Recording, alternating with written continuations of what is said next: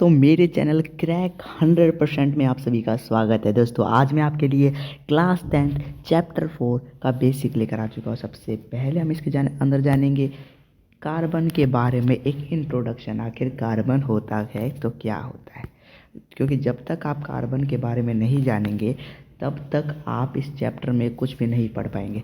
इसलिए आपको कार्बन के बारे में जानना होगा। तो सबसे पहले जानते हैं कि कार्बन है क्या।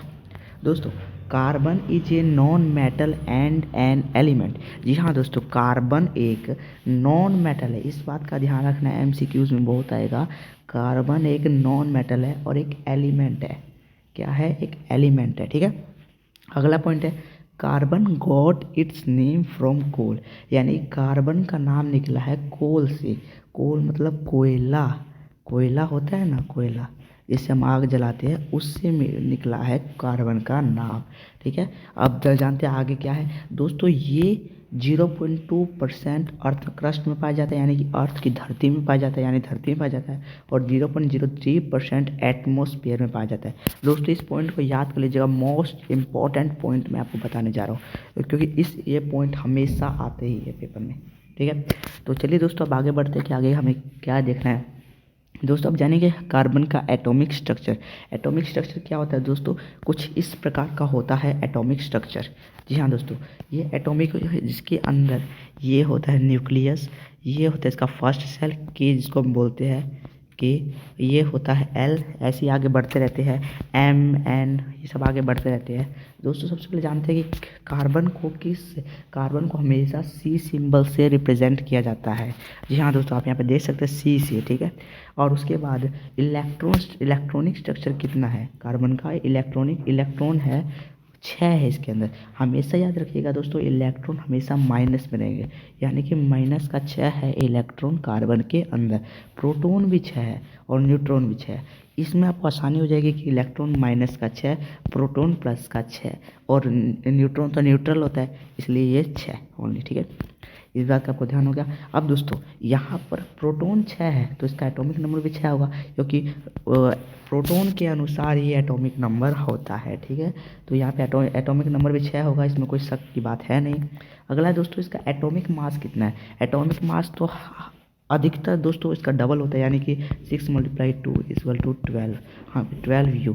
हमेशा U होती है एटॉमिक मास की यूनिट, हमेशा लगाना है दोस्तों। इस बात का ध्यान रखिए कि MCQs में बहुत बार आते हैं क्वेश्चन।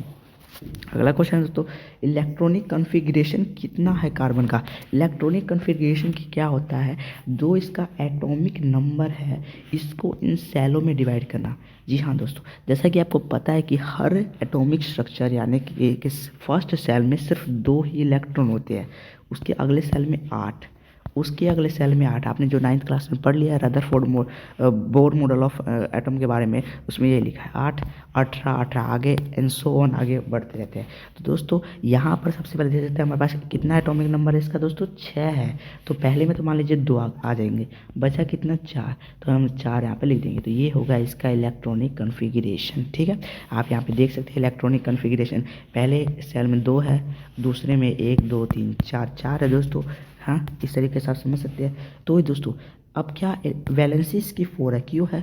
क्योंकि जितने आउटर सेल में जितने एटॉम रहते हैं उसको कहते हैं वैलेंसी। दोस्तों, एक बात का ध्यान रखिएगा, अगर मेटल की बात हो रही हो तब तो वैलेंसी, जितने ये आउटर सेल में एटम हो, इलेक्ट्रॉन होते हैं, उतनी वैलेंसी होगी। अगर नॉन मेटल की बात करते हो तो जितने आउटर सेल में जितने इलेक्ट्रॉन है उसको 8 में से आपको माइनस कर देना है। 8 में से माइनस कर देना तो 4 आ जाएगा। दोस्तों, ये मेटल और नॉन मेटल की बात होती है।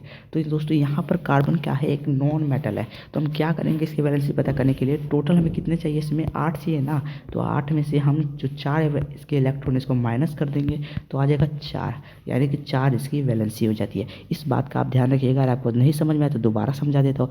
मेटल में हमेशा जितने इलेक्ट्रॉन आउटर सेल में होते हैं उतनी ही वैलेंसी होती है, लेकिन नॉन मेटल में जितने इलेक्ट्रॉन होते हैं उसको 8 में से माइनस कर देना, 8 या 18 में से माइनस कर देना है। कि अगर के और एल और एम होगा तो 8 में से माइनस करना है, एन और आगे सोन होगा तो 18 32 आगे बढ़ते रहते हैं, जैसे आपको पता है 9th क्लास में आपने पढ़ रखा है। आगे बढ़ते हैं। आगे दोस्तों, important thing to know about carbon. Carbon के बारे में बहुत इम्पोर्टेंट थिंग समझ लीजिए, इसमें से क्वेश्चन पक्का बन के आएगा दोस्तों। हमेशा इसमें से एक क्वेश्चन आता है। क्या क्वेश्चन है दोस्तों? इसे देख सकते हैं दोस्तों, सबसे पहले ध्यान से देखिए, स्ट्रक्चर के साइड देखिए, इधर इधर मत पढ़िए कुछ भी, बस आप स्ट्रक्चर के साइड देखिए। दोस्तों आप यहाँ पे देख सकते हैं कि यहाँ पर सबसे पहले इसमें 2 इलेक्ट्रॉन है, 2 इलेक्ट्रॉन है। इसमें कितने? 4 है आउटर सेल में, 1 2 3 4। तो इसका जो हमें और कितने चाहिए इसको पूरा करने के लिए? 1 2 3 4, हमें 4 और चाहिए दोस्तों इसको पूरा करने के लिए। ठीक है, तो अब कार्बन के पास 2 ऑप्शन है, या तो वो अपने 4 इलेक्ट्रॉन किसी को दे दे, ठीक है, दे दे और प्लस का साइन लगा ले, या उनमें से 4 इलेक्ट्रॉन ले ले अपना पूरा करने के लिए। एक नोबल गैस बनने के लिए इसको अपना जो ऑक्टेट होता है, आउटर सेल होता है, उसको पूरा करना होता है। तो इसके पास 2 ऑप्शन, या तो 4 इलेक्ट्रॉन ले लेगा या किसी को 4 इलेक्ट्रॉन दे देगा। ठीक है, अगर कार्बन 4 इलेक्ट्रॉन लेता है, ठीक है, लेता है, तो यहाँ पे कितने बन जाएंगे? आप ध्यान से देखिएगा इस बात को, बहुत ही मेन बात है दोस्तों ये। ठीक है, तो यहाँ पर मान लीजिए अगर कार्बन 4 इलेक्ट्रॉन ले लेता है, तो यहाँ पे 1 2 3 4 5 6 7 8 इलेक्ट्रॉन हो जाएंगे। लेकिन एक बात का ध्यान रखिएगा, जो इसका जो प्रोटॉन है, जो इसका प्रोटॉन है वो बहुत ही छोटा है। जी हाँ दोस्तों, बहुत छोटा है। तो उसके लिए ये 10 जो इलेक्ट्रॉन है, इसको कैरी करना यानी कि उसको संभालना बहुत ही मुश्किल हो जाएगा। क्योंकि जो इलेक्ट्रॉन कैसे अपने एक साथ एक ही पोजीशन में कैसे रहते हैं? प्रोटॉन के जरिए। जो प्रोटॉन एक फोर्स लगाता है, इलेक्ट्रोस्टैटिक फोर्स इनके बीच में, जिसके जरिए वो इसके बीच में रहते हैं। ठीक है, तो दोस्तों ये प्रोटॉन के लिए बहुत ही मुश्किल हो जाता है कि वो 10 इलेक्ट्रॉन को संभाले। तो इस स्थिति में कार्बन 4 इलेक्ट्रॉन नहीं ले सकता। ठीक है दोस्तों, आप यहाँ पे देख सकते हैं, अगर कार्बन 4 इलेक्ट्रॉन लेता तो C4- का होता। ठीक है, यहाँ पे आप देख सकते हैं दोस्तों, आप पढ़ सकते हैं, आपके बारे में सब कुछ मैंने लिख रखा है। अब आगे चलते हैं, आगे क्या है? अब मान लीजिए कार्बन अगर 4 इलेक्ट्रॉन ले लेता है, दे देता है मतलब, तब क्या होगा दोस्तों? मान लीजिए अगर कार्बन 4 इलेक्ट्रॉन दे देता है, तो ये इसका जो होता है, जो आउटर सेल है, ये नहीं हटेगा, सिर्फ यही रह जाएगा, बिल्कुल सिर्फ यही रह जाएगा। यहाँ पे आप देख सकते हैं यही रह जाएगा। लेकिन जो आपको जैसे बताया था, न्यूक्लियस इसका छोटा है, जो कार्बन का इलेक्ट्रॉनिक स्ट्रक्चर है वो बहुत पास पास है, यानी कि कम डिस्टेंस पर है। और न्यूक्लियस एक इलेक्ट्रोस्टैटिक फोर्स लगाता है इन सभी के इलेक्ट्रॉनों के बीच में, इनको करने के लिए, कैरी करने के लिए। ठीक है, इलेक्ट्रोस्टैटिक फोर्स लगाता है। तो उस फोर्स में अगर कार्बन को किसी को 4 इलेक्ट्रॉन देना होगा तो बहुत ज़्यादा फोर्स लगेगा उसको खींचने के लिए। क्योंकि जैसे आप मान सकते हैं कि जैसे आप बैलगाड़ी को अपने अकेले खींचते हो, कितना फोर्स लगता है, वैसे ही इसके अंदर है, इसमें बहुत ही इलेक्ट्रोस्टैटिक फोर्स लगाता है। मैं शुरू से समझाता हूँ, देखिए यहाँ पे ये न्यूक्लियस है अपना। ठीक है, ये इन सभी इलेक्ट्रॉनों को एक जगह पे पोजीशन पे फिक्स करने के लिए वो क्या करता है? इलेक्ट्रोस्टैटिक फोर्स लगाता है, ताकि वो अपनी पोजीशन से आगे पीछे ना हो सके। ठीक है, तो यहाँ पर आप इस बात का ध्यान रखिएगा, जितना दूर न्यूक्लियस इलेक्ट्रॉनों से जितना दूर रहेगा, उतना कम इलेक्ट्रोस्टैटिक फोर्स रहेगा, और जितना पास रहेगा उतना ही ज़्यादा इलेक्ट्रोस्टैटिक फोर्स रहेगा। तो कार्बन के बारे में जो ये रहता है, ये बहुत ही पास रहते हैं, जो इसके जो इलेक्ट्रॉन होते हैं बहुत पास पास रहते हैं, इसी कारण बहुत ज़्यादा इलेक्ट्रोस्टैटिक फोर्स रहता है।